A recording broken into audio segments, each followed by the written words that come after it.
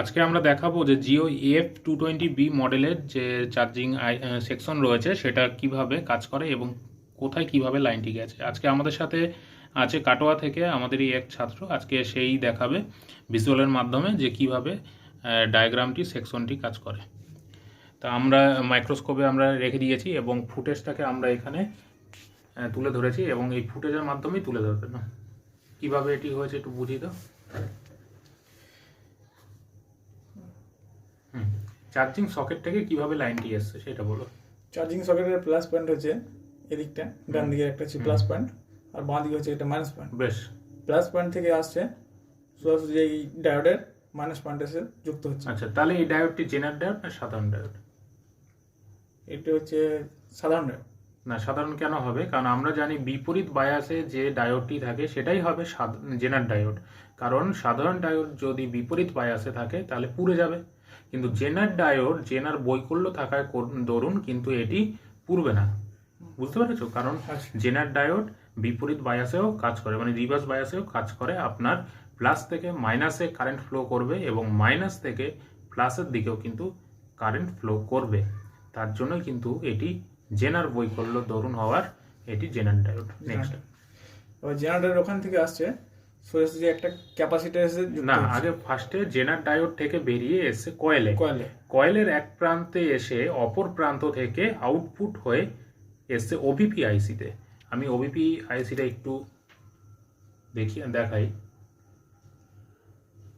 মানে এই আইসিটাই হয়েছে, এটা হচ্ছে ওভিপি আইসি, মানে কয়েলে এসছে কয়েলের আরেক প্রান্ত থেকে ওভিপি আইসিতে।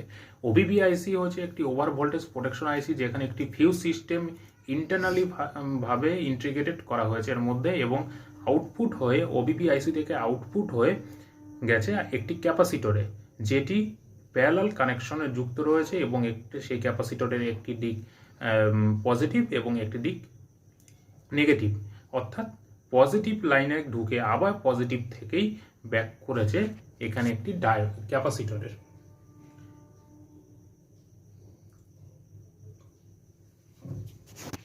এবং সেই ক্যাপাসিটর থেকে এই যে সেই ক্যাপাসিটরটি, তাই তো, এবং সেই এই ক্যাপাসিটরটি, হ্যাঁ, এই ক্যাপাসিটর থেকেই আবার ব্যাক করেছে এখানে, তাই তো, এই ওভিপি আইসিতে। হ্যাঁ, ওপিপি আইসিতে আবার ব্যাক করে চলে গেছে। হ্যাঁ, ওখান থেকে এসছে আবার এই ক্যাপাসিটরে।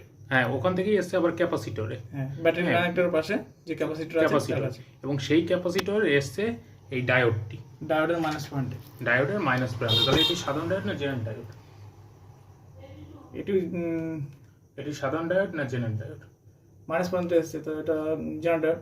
জেনার ডায়োড। আচ্ছা, তারপর জেনার ডায়োড থেকে মাইনাস প্রান্ত থেকে এসছে ব্যাটারি কানেক্টরের পজিটিভ পয়েন্টে। এই যে আমাদের ট্র্যাক লাইনটি এখন এখানে দেখা যাচ্ছে, এইখানে এসছে, বোঝা গেল?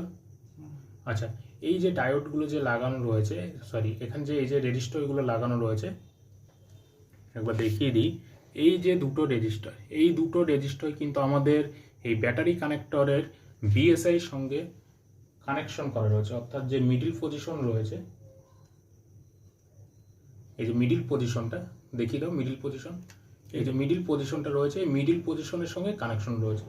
আমাদের কখনো যদি এই জিও সেটগুলোতে প্রবলেম আসে যে আমাদের চার্জিং শো হচ্ছে না অথচ চার্জ হচ্ছে, সেক্ষেত্রে আমরা এই দুটো রেজিস্টার আমরা চেক করব এবং রেজিস্টার দুটি আমাদের সিরিজ কানেকশনে যুক্ত রয়েছে।